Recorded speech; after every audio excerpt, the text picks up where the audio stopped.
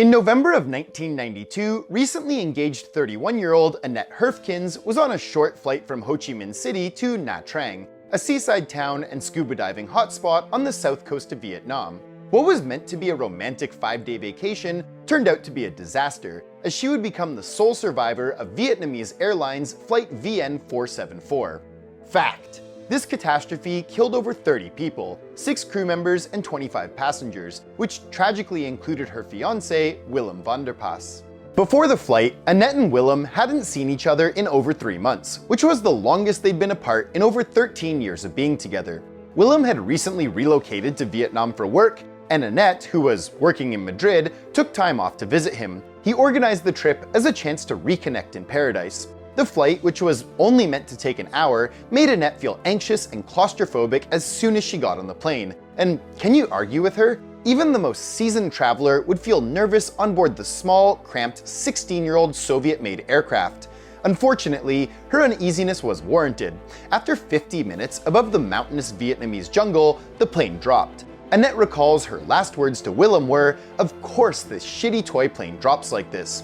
The last thing she heard was the roar of the engines before everything went black on impact. 5 hours later, she woke up and came to the horrifying realization that the plane had crashed and Willem was dead. Initially, there were a few other survivors, but as the days went on, everyone else on board flight VN474 passed away, including a Vietnamese businessman who she had befriended after the crash. When he died, she was on her own and mentally destroyed, not to mention physically. She had 12 fractures in her hip and 2 in her leg, a broken jaw where she could see bone, and a collapsed lung. Most people would have given up by that stage, but survival mode kicked in for Annette. She knew she needed to stay hydrated, so she collected rainwater with small sponges that she made from the insulation of the plane's shattered wing. Days went by, and Annette remained in the same spot. Her kidneys began to fail and gangrene set in. By day 6, she believed she was dying.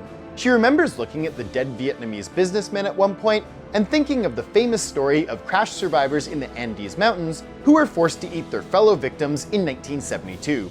She thought to herself, there's no way I'll eat you. Before she had the chance, a local police officer came by and raised the alarm, saving her, and she was brought to a hospital in Singapore. She revisited the crash site in Vietnam in 2006, physically fully recovered, but still psychologically scarred. In total, Annette spent 8 days in the Vietnamese jungle. Forget James Franco's 127 hours, I want to see who plays Annette in the biopic 192 Hours. The world is filled with amazing places, each with their own unique culture and charm, just waiting to be explored. Traveling opens up unforgettable experiences and personal growth, but as wonderful as it often is, sometimes things don't go to plan. Occasionally, accidents happen to even the most careful travelers, while others seem to bring it on themselves. In today's episode of Weird World, we're going to take a look at some shocking stories of tourist experiences, from abductions and arrests to startling encounters that turned vacations upside down, whether by bad luck or just plain old poor choices. These experiences remind us of the unpredictable side of traveling. Our first 2 stories of Annette Herfkens and Joseph Constantin Buonincontri are 2 people who were just in the wrong place at the wrong time through no fault of their own. However, later we're going to talk about Addison, Pierre Maalouf, and Schapelle Corby, who willingly placed themselves in a risky situation. Fact: Mexico is a beautiful country with breathtaking beaches, rich cultural heritage, and vibrant cities that attract travelers from all over the world. From exploring ancient ruins to world-renowned cuisine, there's so much to experience. However, like any country, it has areas where safety can be a concern, especially in regions affected by crime and cartel activity. While millions of visitors enjoy Mexico safely each year, sometimes people just end up in the wrong place at the wrong time. Our second ill-fated story is about Joseph Constantin Buonincontri, an American traveler who found himself caught in a harrowing ordeal while exploring a remote area in Mexico. He was abducted by a local cartel and faced terrifying conditions, reportedly left to die in the jungle, and he was found nearly 200 miles southwest of Cancun. According to the Quintana Roo Attorney General's office, his eyes were taped shut and his wrists and ankles were bound together, and he was being held for $200,000 ransom by what he described as unknown people.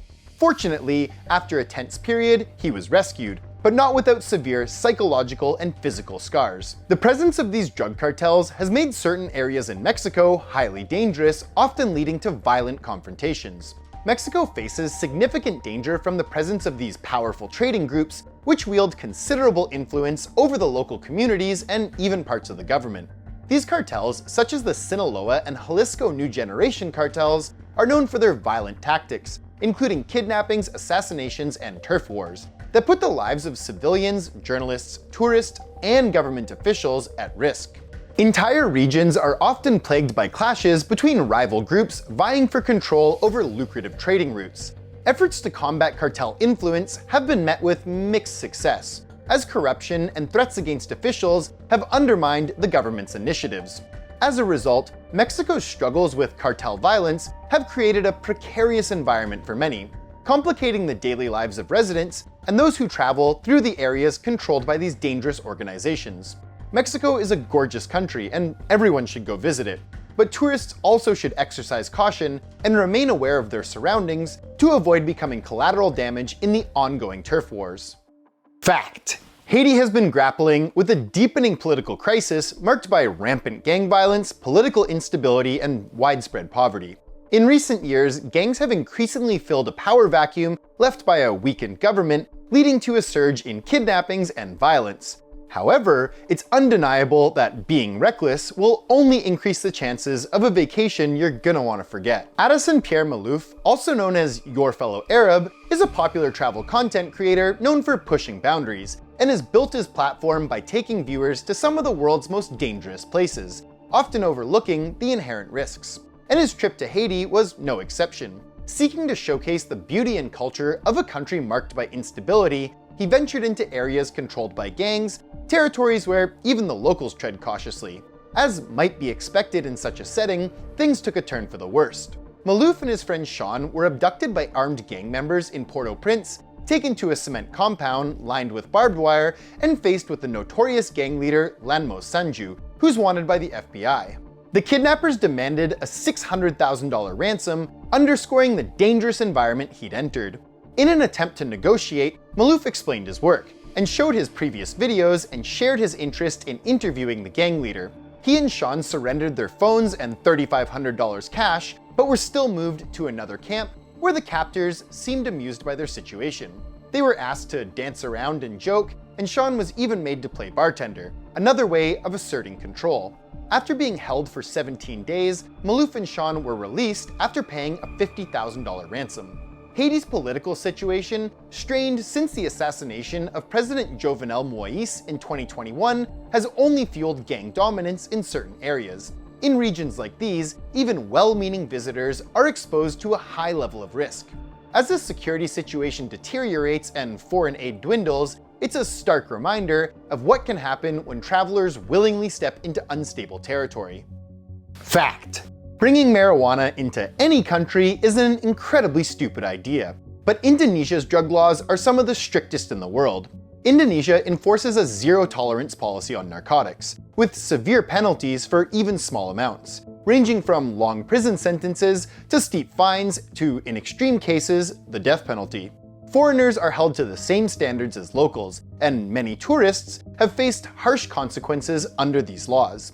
Indonesian authorities regularly conduct checks, especially in popular tourist areas, to enforce these laws. And for Schapelle Corby, she would learn this the hard way.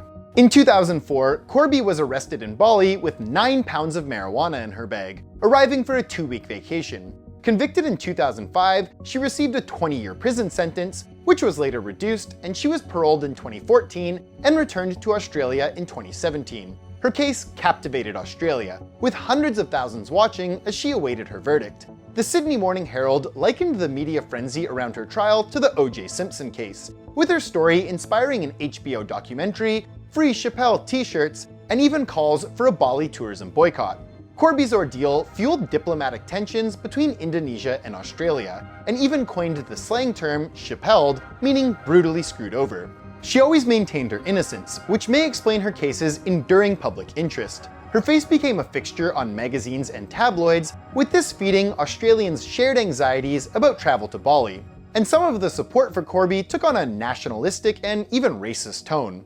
Media professor Anthony Lambert argued, Corby became a symbol of Australian identity, representing vulnerability and perceived Western values under foreign scrutiny. He noted that some coverage sometimes crossed into racism, recalling a Sydney radio host comparing Indonesian judges to monkeys. Despite co-authoring a memoir in 2006, Corby has largely avoided media attention. Although the prospect of being arrested in a foreign country is terrifying, carrying drugs across international borders is undeniably a very stupid move. And in places with strict drug laws like Indonesia, it's a great way to waste years of your life in jail. These stories highlight the unpredictable nature of travel in certain parts of the world, and the severe consequences that can arise when travelers overlook local laws and risks. While some tourists were simply unlucky, others took unnecessary chances and found themselves facing the fallout. In a world full of incredible places to explore, it's important to travel informed and aware, respecting each destination's rules to stay safe. The thrill of adventure is what makes traveling so fun, but with a bit of caution, it doesn't have to come at the cost of your freedom or well-being. What happened to these people shouldn't stop you from traveling, just encourage you to be informed, be aware, and stay